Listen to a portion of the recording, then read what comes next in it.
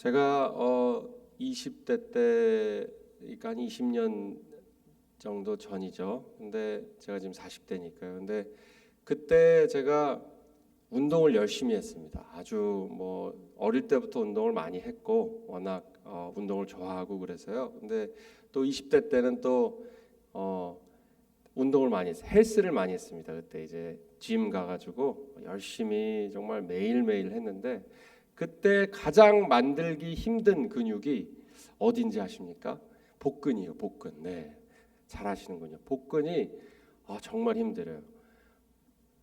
복근이 굉장히 또 그 중요합니다. 단순히 이게 뭐 보기에도 멋있지만 아주 그냥 건강하고 멋지지만 복근이라는 거는 사실 그때는 몰랐습니다.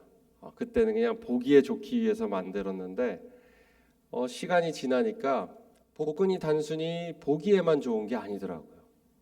이 복근이 삶 속에서 이 삶의 어떤 질에 큰 영향을 미친다는 것을 이제 나이가 점점 들어가면서 깨닫게 됐습니다.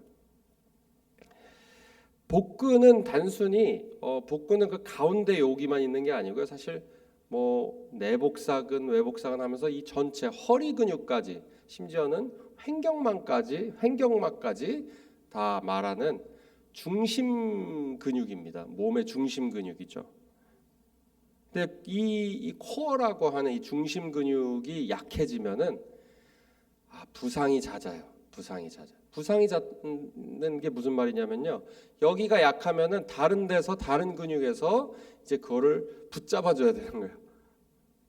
그리고 넘어지지 않도록 다른 근육에서 더 열심히 일해 줘야 되는 것이죠. 근데 이 복근이 이 중심 근육이 튼튼하면은 이제 밸런스, 그러니까 균형 감각도 좋아지고 여러 가지 일어서고 앉는데 또 아주 그 어려움 없이 할 수 있다고 합니다. 이 균형과 몸의 전체적인 안정성에 아주 중요하죠.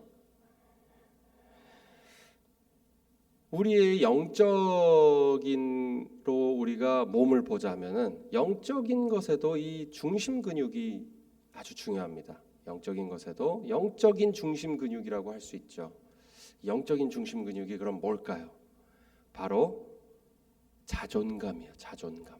영적인 중심 근육이라고 할 수 있어요. 이 자존감이 튼튼할 때 나의 모든 삶 속에 사실은 이 육적인 중심 근육보다 더 큰 영향을 미쳐요. 더 확실하게 저희가 경험할 수 있습니다.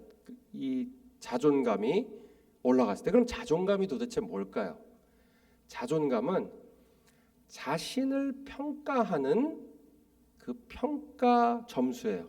자기가 자기 스스로 평가하는, 자신을 보는 시선이에요. 내가 나 자신을 어떻게 평가하고 있는지, 다시 말해서 내가 얼만큼 가치 있는 사람인지 스스로 보는 것이죠. 이것은 굉장히 중요합니다. 왜냐하면은 복근을 다시 한번 예로 들자면 복근은 없어도 가릴 수가 있어요. 그죠? 복근을 안 내놓고 다니면 됩니다. 이 자존감도 마찬가지예요. 다른 것으로 가릴 수가 있어요. 내가 스스로 나를 어떻게 평가하는가를 우리는 사실 잘 물어보지도 않습니다. 사실은. 근데 오늘 이 시간 정말 하나님께서 우리 말씀을 통해서 주시는 것은 우리가 생각해볼 오늘 서브젝트죠. 주제는 바로 자존감이에요. 자존감. 내가 내 스스로를 어떻게 보는지 한번 들여다보고 정말 내가 그리스도 안에서 정말 건강한 자존감을 가지고 있나 확인해 봐야 합니다. 왜냐하면 이 자존감이 내가 세상을 보는, 그리고 세상이 나를 바라본다, 어떻게 바라보는지의 방식을 정의하기 때문이에요. 그리고 이것은 더 나아가서 관계에 아주 중심적인 역할을 합니다. 우리가 어떻게 관계를 맺는지, 관계를 통해서 우리가 무엇을 누리는지, 얻는지 굉장히 중요한 요소예요. 그 관계에 있어서 우리의 행동과 인간관계를 책임지는 것인데, 근데 보통 우리는 모두가 기본적으로 자존감이 낮습니다. 자존감이 낮을 수밖에 없는 교육을 받아왔고 그리고 그런 사회에서 살아왔고 지금도 살고 있어요. 왜 그럼 이렇게 많은 낮은 자존감을 가지고 살아갈까요? 우리 모두가. 첫 번째는 비교입니다. 비교. 끊임없이 비교하는 것 때문이에요. 사실은 저희가 끊임없이 다른 사람과 혹은 내가 꿈꾸는 어떤 이상적인 나의 모습과 스스로를 비교하는 것이죠.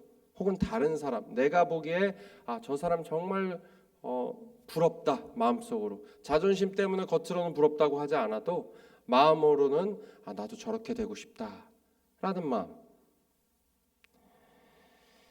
겉으로 보여지는 것에 대한 어떤 부러움이죠. 비교죠.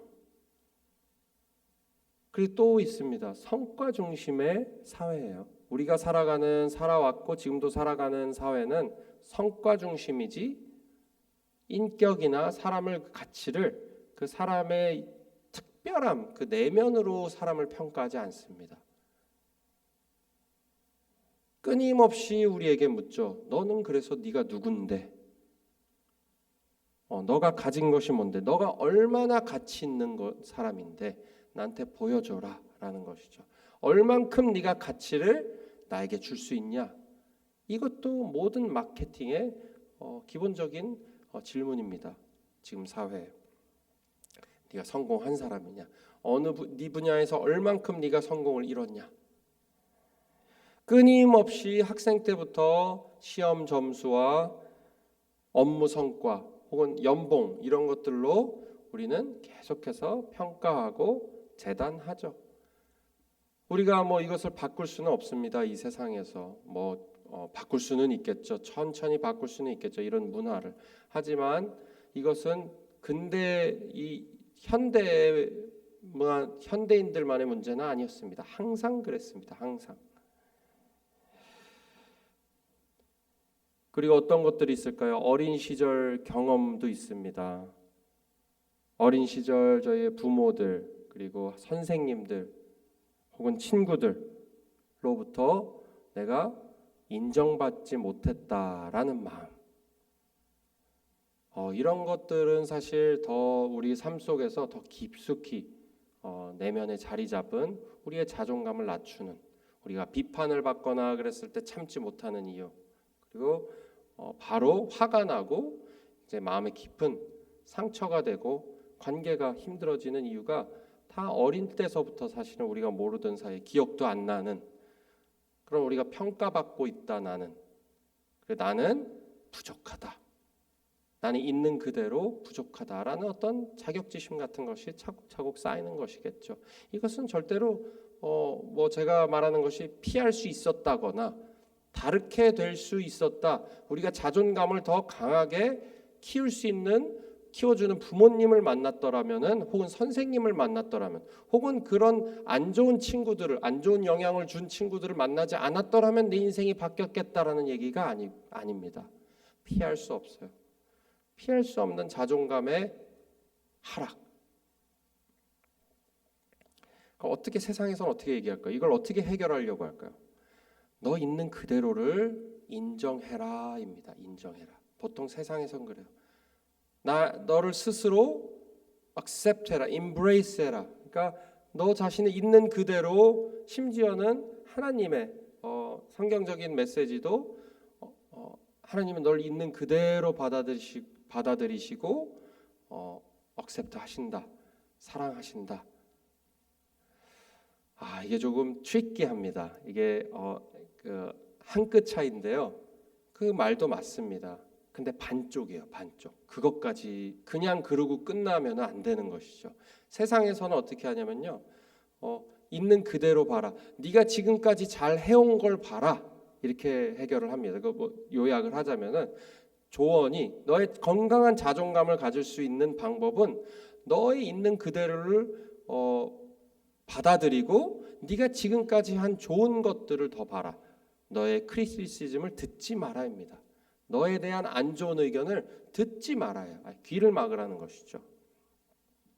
성경은 어떻게 얘기할까요? 우리 있는 그대로를 받아들이는 거 맞습니다. 근데 그걸로 끝나지 않아요. 그걸로 끝나지 않아요. 다른 사람에게 진짜 건강한 자존감은 다른 사람의 의견에 의지해서 이룰 수가 없어요. 나의 성취, 다른 사람의 인정으로는 나의 건강한 자존심이 절대로 결코 생길 수 없다는 것을 우리는 알아야 합니다. 사실 알고 있죠, 우리는. 근데 그 다른 방법을 모르니까 이제 그렇게 하는 것이겠죠. 하지만 우리 그리스도를 믿는, 하나님을 믿는 우리에게는 아주 큰 문이 열려 있어요. 다른 사람의 의견이나 사회적 성취나 어떻게 내가 보여지는 것으로서 내 자신의 가치를 내가 재단하지 않아도 되는 그런 방법이 활짝 우리에게 열려 있다는 얘기입니다. 그리고 그 건강한 자존감은 바로 다른 사람이 나를 어떻게 보느냐가 아니고 하나님이 나를 어떻게 보시느냐, 곧 하나님이 나를 어떻게 만드셨느냐, 처음으로 돌아가서 너에 대해서 내가 어떤 생각을 가지고 있었고 내가 너를 어떻게 만들었는지 아냐, 오늘 물어오시는 거예요. 이 말씀을 통해서 내가 너를 어떻게 얼마만큼 생각하는지 너는 아느냐, 어찌 보면 이렇게 질문해 오시는 것이겠죠. 오늘 시편 139편의 13절 18절까지는 하나님의 관점에서 우리가 진짜 누구인지, 그리고 얼마나 가치 있고, 그리고 왜 우리가 중요한지, 우리의 존재가 왜 중요한지, 그 근본적인 문제를 다루고 있습니다. 우리가 어찌 보면 다 알고 있는 것이에요. 신앙생활도 오래 하시고 성경도 많이 아시기 때문에 모르는 말씀은 아닐 거를 제가 압니다. 하지만 우리는 자꾸 잊어버려요. 하나님이 우리에게 주신 어떤 우리의 정체성, 진정한 정체성을 자꾸 우리는 잊고 살아가요. 그래서 우리는 자꾸 들어야 됩니다, 말씀을. 그러면 하나님이 우리를 어떻게 보시는가? 하나님은 무엇보다 우리를, 오늘 말씀을 보면은 마치 예술가가 예술 작품을 만드는 것처럼 우리를 만드셨다라는 것이에요. 우리가 이 옷도 공장에서 찍어낸 것입니다. 손수 만든 것이 아니죠, 손으로. 우리는 이 세상이 의자든 이 모든 것이든 공장에서 많은 것을 찍어내는 문화에 살고 있어요. 마치 부품이죠. 부품이 자동차도 망가지면 새로 갈면 됩니다. 그 전에 있던 부품보다, 허른 부품보다 더 좋은 부품이겠죠. 새 부품으로 갑니다. 하나님이 근데 그렇게 우리를 만드시지도 않고 우리를 그렇게 여기지도 않으신다는 것이에요. 13, 14절에 보면 주께서 내 내장을 지으시며 나의 모태에서 나를 만드셨나이다. 내가 주께 감사하옵은 나를 지으심이 심히 기묘하심이라. 주께서 하시는 일이 기이함을 내 영혼이 잘 아나이다. 이 기이한 것, 예술가들이 자신만의 특별한 목적을 가지고 만든 것처럼 그렇게 손수 핸드메이드로 하나님이 우리 한 사람 한 사람을 다 만드셨다는 것이에요. 그리고 여기서 지으시며 만드셨다 이라고 되어 있는데, 여기 히브리 원어로 보면은 그냥 단순히 만든 것이 아니라 정교하게, 마치 수놓듯이 아주 정교하고 정확하게 만드셨다라는 의미예요. 그러니까 우리 모두 각자를 독특하고 아주 정밀하고 정확하게 한 치의 오차도 없이 만드셨다는 것이에요. 이 하나님의 아주 놀라운 아티스트의 작품이죠. work입니다. 아티스트의 예술가의 work이에요. 그럼 하나님의 그 예술가의 work, 예술가의 작품, 어떤 면이 있을까요? 세 가지 면으로 오늘 볼 수가 있습니다. 의도적이고요, intentional. 그리고 두 번째는 지속적이고, 하나님의 일은 지속적이고 창조의 일이죠. 지속적이고, 그 다음에 세 번째로는 구속적입니다. 구속적. 첫 번째 하나하나씩 보겠습니다. 하나님의 일. 하나님은 의도적으로 우리를 만드셨다라는 만드셨다라는 거예요. 의도적으로. 그냥 심심해서 만드신 게 아니라는 것이에요. 아니면 여러 개 한꺼번에 막 만들어서 mass production이라 그러죠. 한 번에 마구마구 그냥 누가 누구인지도 모르게. 우리 사람도 애가 한 5, 6, 7 되면은 이제 좀 누가 누군지 헷갈릴 수 있다 그러더라고요. 그렇게 낳으신 분들을 보면은 가끔은 이름도 헷갈릴 때도 있고, 그렇다. 그런데 하나님은 그러지 않으신다는 것이죠. 16절에 보면 내 형질이 이루어지기도 전에 주의 눈이 나를 보셨다. 이게 아티스트가 어떻게 하냐면, 아티스트는 자기의 작품을 만들기 전에 먼저 어떻게 하죠? 생각을 해요. 그 작품에 대해서 생각을 합니다. 우연히 만들어지는 것이 아니라 고민과 본인과 아티스트는 그 작품 하나를 위해서 수십 시간을 혹은 몇 년까지도 고민을 합니다. 내가 어떻게 만들 것인가. 우리는 그가 만드신 바라라고 에베소서에서 기억하십니까? 2장 10절에 나와 있는 우리는 그의 만드신 바라 했을 때 그 만드신 포이에마인데, 예전에도 말씀드렸을 거예요. 포엠의 그 원어입니다. 그러니까 시죠. 시인처럼 우리를 만드셨다라는 얘기예요. 그러니까 아무렇게나 만든 것이 아니라 항상 목적이 있습니다. 의도가 있어요. 그럼 의도가 뭘까요? 아티스트들은 그냥 재미로 만들지 않아요. 좋은 아티스트들은 물론 재미있겠죠, 만드는 것이. 하지만 단순히 재미를 위해서만 만들지 않아요. 결코 그렇지 않습니다. 좋은 아티스트들은 항상 스토리텔링을 합니다. 스토리텔링. 어떤 이야기를 전하는 것이요. 나의 이야기나 혹은 세상의 이야기나 혹은 세상의 어떤 다른 사람들의 이야기를 통해서 자신만의 방법으로 어떤 스토리텔링을 하는 것이에요. 하나님도 마찬가지입니다. 우리를 지으셨을 때 하나님이 의도적으로 우리를 정확하고 아주 기묘하게 만드신 것은, fearfully, wonderfully 만드신 것은 목적이 있기 때문이에요. 목적이. 그럼 우리가 한번 물어볼 수 있겠죠. 우리 스스로에게. 나는 왜 지금 여기 있는 것인가? 내가 왜 이곳에 있는 것인가? 그리고 나는 왜 지금 내가 하는 일을 왜 하고 있는 것인가? 아주 기본적인 질문이죠. 그리고 스스로에게 이렇게 물어보시고 또 하나님한테 또 물어봐야 되겠죠. 이 상황 속에서 하나님이 나에게 맡기신, 그리고 나를 이 상황에 두신 의도가 무엇입니까? 하나님의 뜻이 무엇입니까? 이곳에서 내가 이루어갈, 내가 찾아야 할, 쫓아야 할 하나님의 의와 그 나라의 의와 하나님의 뜻은 무엇입니까?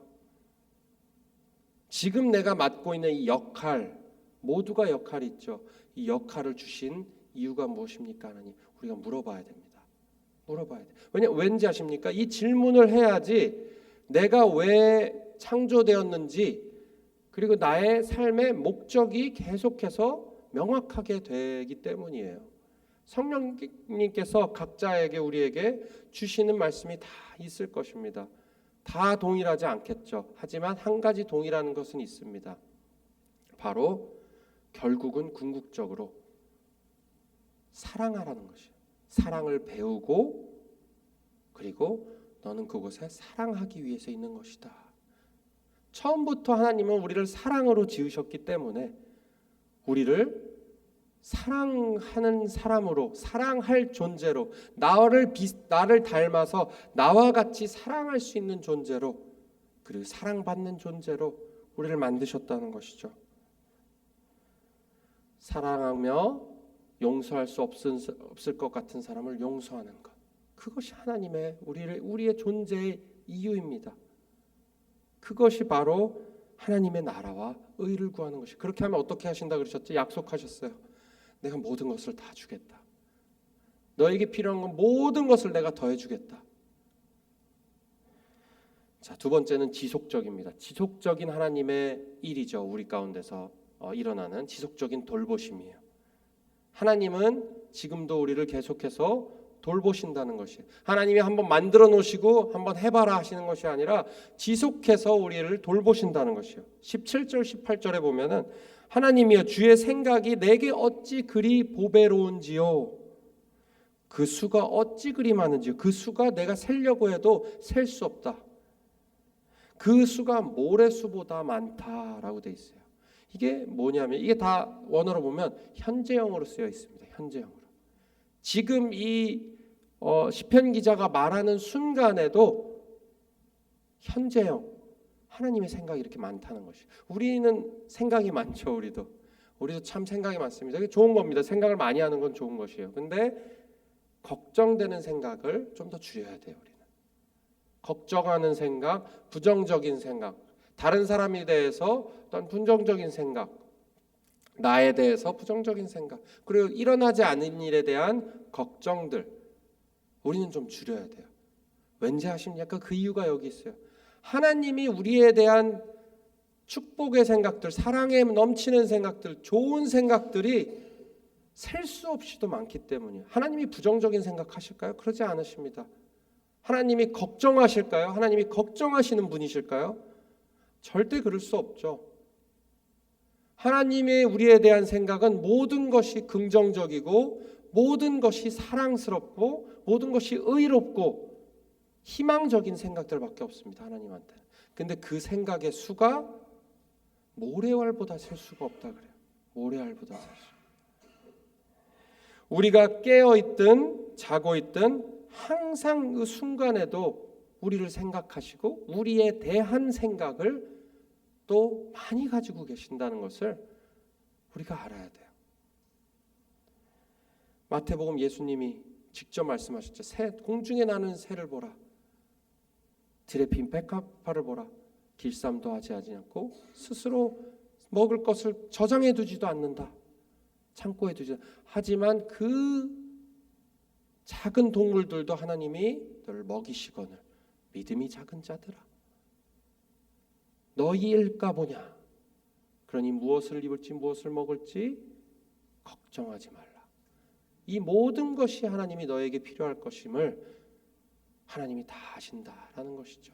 이 하나님의 아시는 것. 두려워하지 말라. 너의 머리카락까지 세신 바 되셨으니 두려워하지 말고 너는 참새보다 귀하다.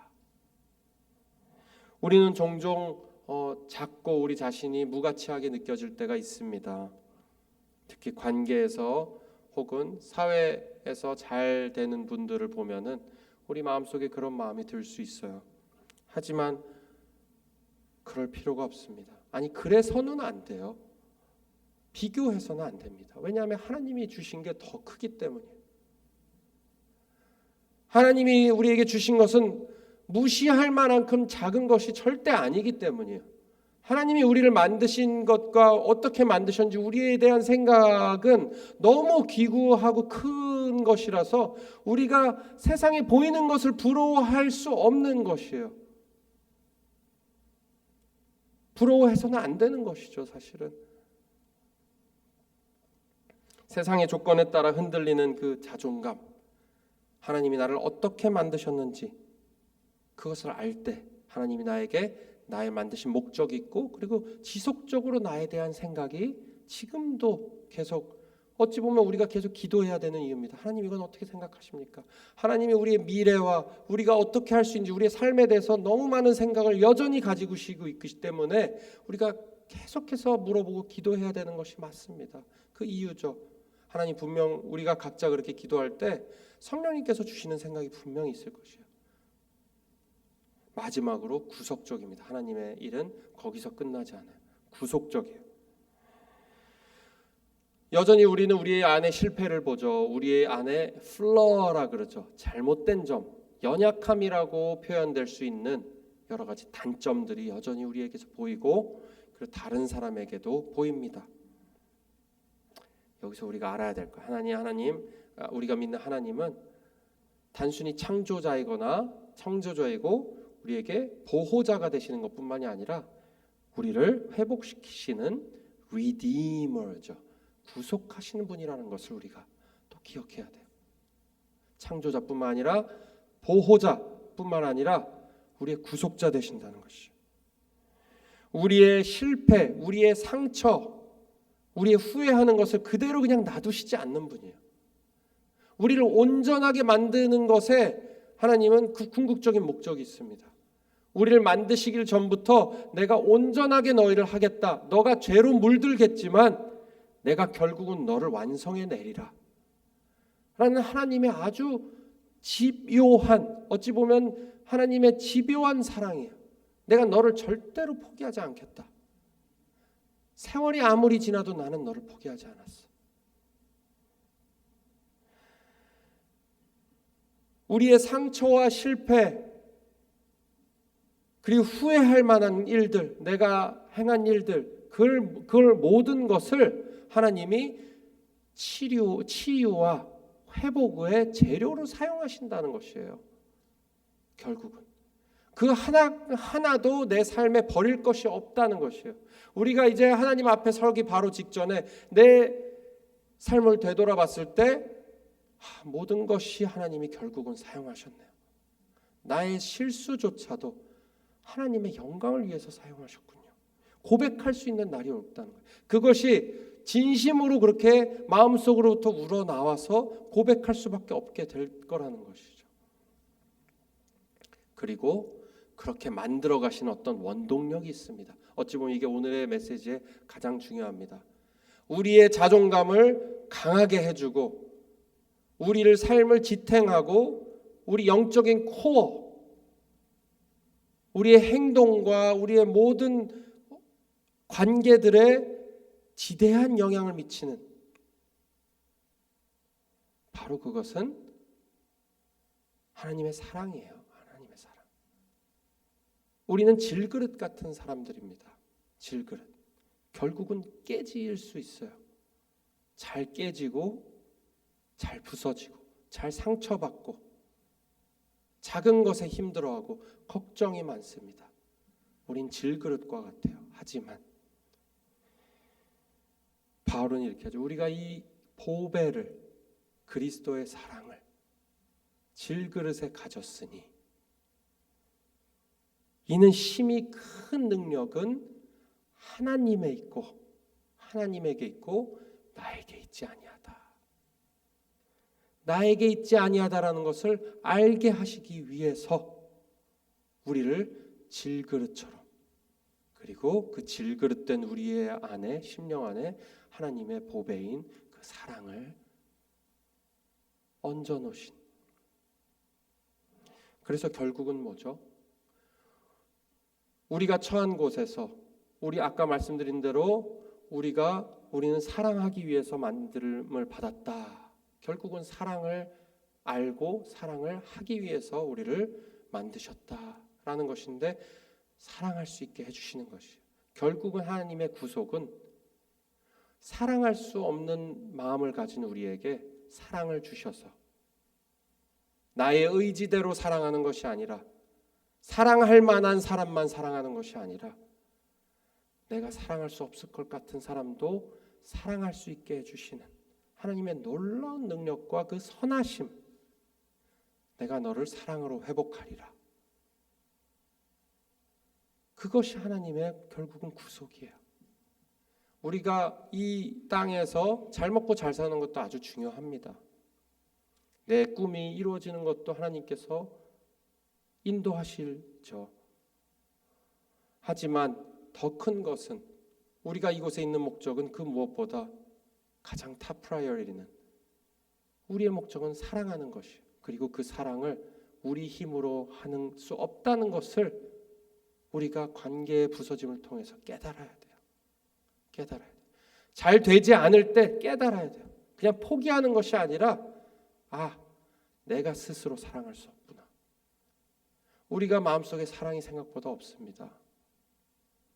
근데 우리가 하나님 도와주세요. 우리가 서로 사랑하자.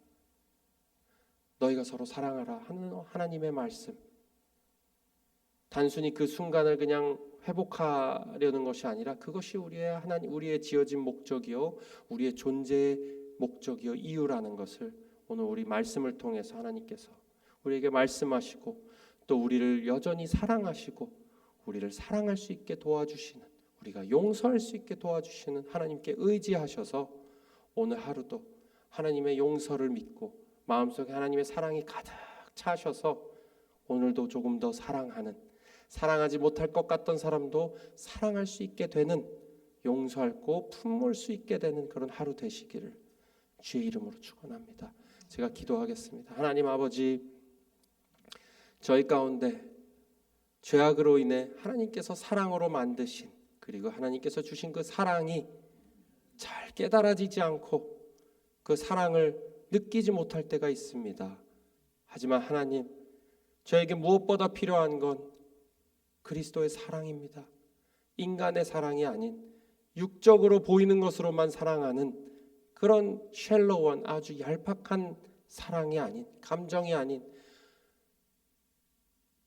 우리가 죄인 되었을 때 아무것도 보잘것없고 사랑할 만한 것이 남아있지 않을 때에도 우리를 위해서 십자가에서 돌아가시고 사랑을 확증하신, 내가 너를 이렇게 사랑한다, 내가 너를 위해서는 무엇이든 할 수 있다 우리에게 고백하신 그 사랑을 우리 가운데 풍성하게 채워지게 하셔서 그 사랑이 충만하게 하셔서 우리가 사랑할 수 없는 사람도 사랑할 수 있게 해주시고 그렇게 사랑할 때 우리의 마음속에 주시는 기쁨과 그 평안과 그 깊은 만족감과 하나님으로부터 오는 그 인정을 경험할 수 있게 하나님께서 우리를 붙잡아 주시고 우리의 죄악된 마음을 변화시켜 주시옵소서. 우리의 모든 삶은 주님께 맡깁니다. 우리에게 안에서 사랑을 회복하시고 우리가 사랑할 수 있게 도와주시는 우리 예수 그리스도의 이름으로 간절히 기도드리옵나이다. 아멘.